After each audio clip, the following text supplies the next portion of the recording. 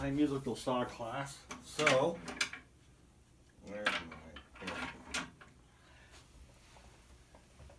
So here's a couple of things. I just thought I'd do a demonstration this way and put it online for you so you can watch it anytime and go over the details. So the first thing is, so here's the bow, which you all have now, and it should be really loosened off so that when you get it, and whenever you're not using it, it should be really loose like that.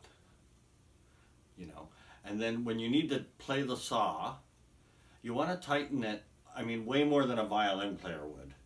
Like already they'd be freaking out, but that's, you know, I have it pretty tight there so I can really get some power behind it. Okay, so here's any saw. You can play any saw. I've got a few there, I can even demonstrate that, but this is my saw. So the first thing is you don't play the sharp end. You don't do anything with the sharp end except try to avoid it. So see the way the handle's shaped and it's got these little knobs on the end? What I do is I put the knob closest to the teeth. I put that right underneath my knee. I sort of clench it with my knee, and then the one in front just sits in front of your knee that way. And then with I put my legs together like that so that it pinches the saw, but only the handle part. I try not to let any of the metal touch my leg because that'll deaden the sound. So it's only the wood part that's really touching my leg. If I do it right, like this, I mean, there's a little bit of metal on the very end that touches it, but you know, for the most part, it's the wood on my other leg. So then I've got it, this foot, my right foot is I've got it tucked in behind me, right underneath me, and I'm on my toe, on that. So I've got my toe completely bent, and then this foot, I've got just out in front of me, flat on the floor. So my right foot, if I start like that, I just pull it back, and so I'm stepping right on the toe, and that's how it stays. Because this knee will bounce, and it creates some of the vibrato you need. Okay, and then this knee stays steady. So with all that, here I've got the saw in there now. I've got the bow and it's tight. Another thing. So you should have some rosin.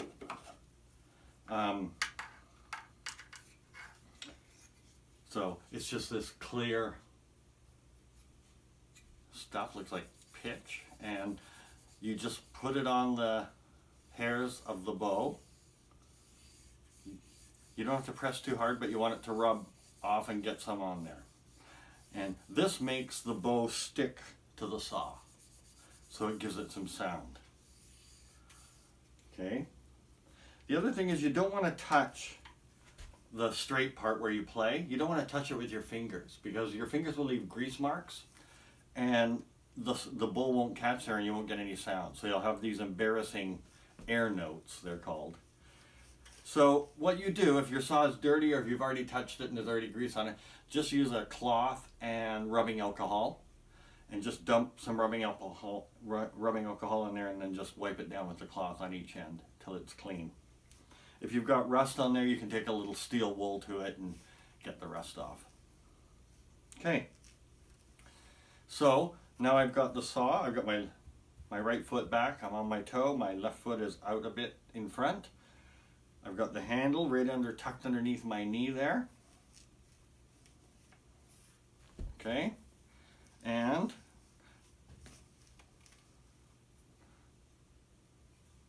I lied about that, sorry. So I tuck the top one in behind my knee when I play, and the other one just sits underneath. But this top one, if you hold your saw like that, it's the top one, you tuck that underneath your knee and clamp it in there. See, and then theoretically, I can let go and the saw will stay there. You know, that's ideally what you want. Now with this hand, okay, I put my fingertips on it right here on the line where your knuckles are.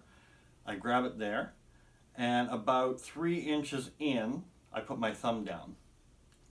And from there, I just pull back a little bit. You don't want much. And then you bend the saw back and forth to get the notes up and down. So if you look, it's kind of like an S, a soft S shape, like that. If I did it a lot, it would be like that. Okay, but that's way too much. Your hand will get really sore. You don't need very much. You just need to create some tension. The next thing is, you've got to find out where on the saw the note's going to ring the purest. So I'm down there, I can hear it. Up here I don't have anything. But there's a place on the saw right there for that note that I get a really pure note. Now, as I go up, I'm not going to change this hand. All I'm going to do is push down, so it pushes down on the saw.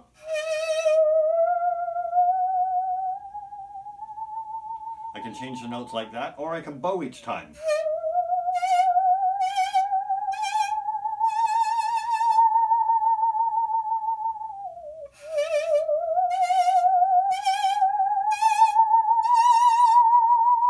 You know, just try to get some nice sounds like that. So you can see this leg will start to bounce automatically. You don't even need to try. And then you get that kind of vibrato.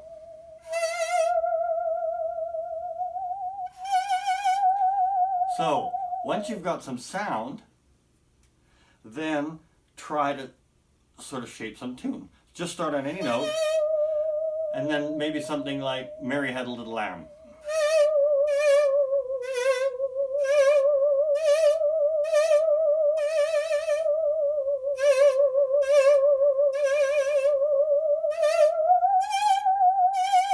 So the other thing you'll notice that if I go low, I'll actually bow down. It'll go down here, and if I go higher, the bow goes up. And you just got to figure it out by trial and error and figure out exactly where the saw goes. You'll figure it out on your own saw, and that'll be your instrument that you use once you figure that out. But once you get the notes down, try to play some tunes. So that's a good one, or Twinkle Twinkle Little Star.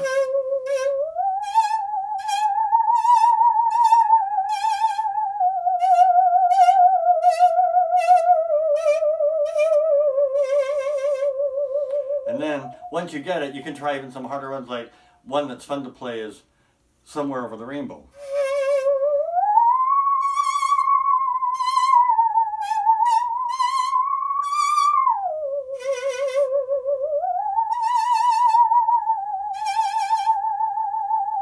You know, so you can just try some different things like that. So those are the basics. I hope this helps, and then of course we'll do it at the lesson, and I'll do more coaching.